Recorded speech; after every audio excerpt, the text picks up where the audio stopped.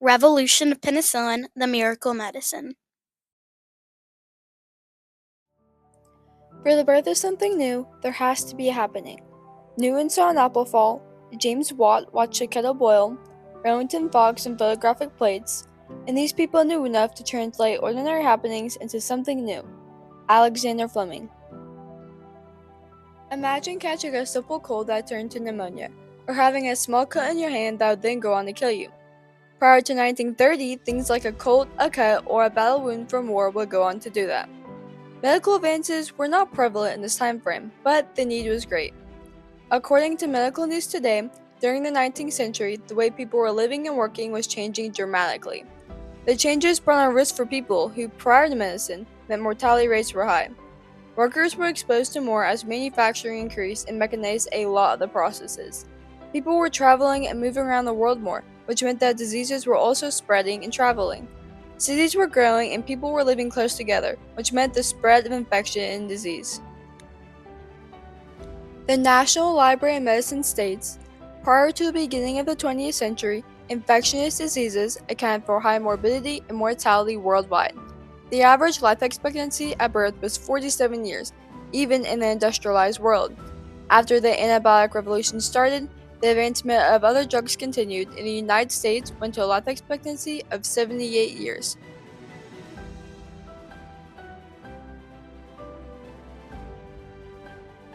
The revolution of penicillin was the work of many people, but it all started at a hospital in London. Alexander Fleming is credited with the discovery of penicillin. Surprisingly, he found it by accident.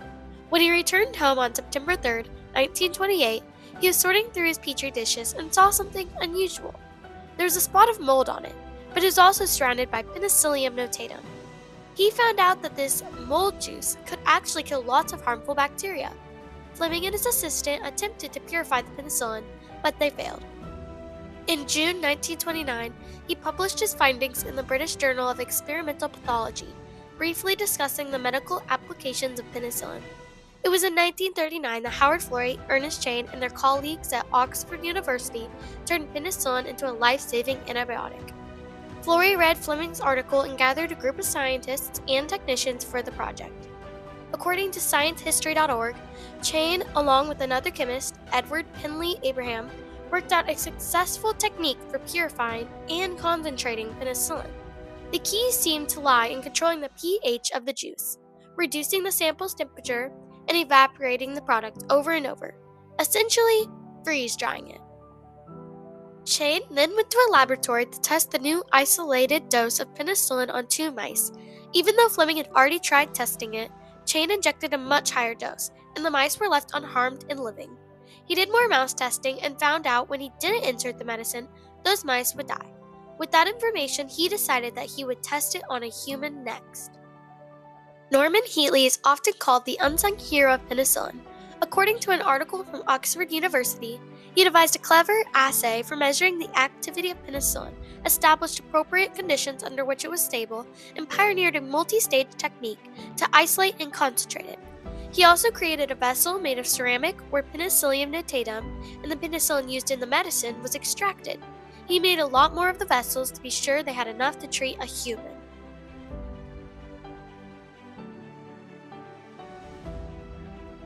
The initial testing of penicillin in 1941 had some negative reactions.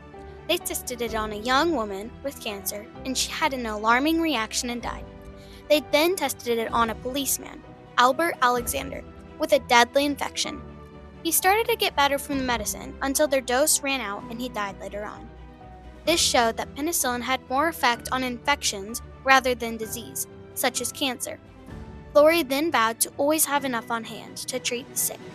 In 1942, Ann Miller, who was close to death with an infection, was the first person cured with penicillin. When penicillin was first discovered, there was some initial hesitation. In fact, it was only considered a laboratory curiosity. Alexander himself couldn't isolate it, and many others failed on it as well. Also, the public didn't love the fact that this medicine was made from mold. Before the project actually succeeded at Oxford, nobody cared about it or thought it was worth time. Once it was purified and proven to work, the need to mass produce it became great. The British and American governments realized how crucial medicine could be during war and in everyday life. Throughout 1940 to 1943, penicillin became widely used in the United States. By 1943, it was highly effective in killing diseases such as pneumonia and other wounds. A key partner in the effort of getting penicillin into pharmaceutical companies was the U.S. company Pfizer, who helped mass-produce penicillin with the use of deep-take fermentation. This method increased production, which allowed for the widespread availability of the antibiotic. During World War II, the successful use of penicillin during the North Africa campaign in treating pneumonia, bacterial diseases, and wound infections then led to the use of penicillin in D-Day. During D-Day, there is enough produced to treat all the Allied forces. It helped soldiers get back to duty more quickly. War will always be a brutal time where thousands of people risk their lives, but penicillin cured simple cuts and infections that would be deadly to a soldier.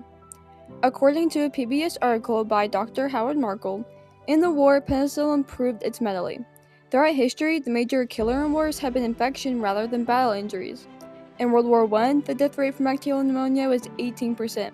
In World War II, it fell to less than 1%. Millions of soldiers' lives were saved by penicillin. Some referred to it as the magic powder or the miracle drug. Althea Williams, a nurse who served in 3 major wars, was interviewed long after she served and said, "Early ambulation is a straight result from World War II. We found out we had less pneumonia, less blood clots, less pulmonary emboli, all the rest of it because of the treatment and knowledge gained in World War II." Without World War II, penicillin might have never evolved to what it is today. Penicillin was given a chance to make a big impact in World War II, and it didn't fail. This success of penicillin led to the antibiotic revolution. In 1945, Alexander Fleming, Sir Howard Florey, and Ernest Boris Chain were awarded the Nobel Prize for Physiology or Medicine. They were given this for developing methods to purify penicillin and encouraging it to be mass-produced for the widespread medical use.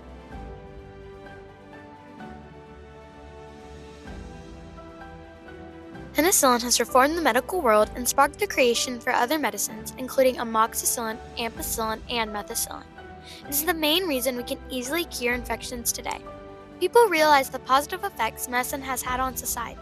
It has turned deadly bacterial infections into treatable conditions and cut down deaths from injuries.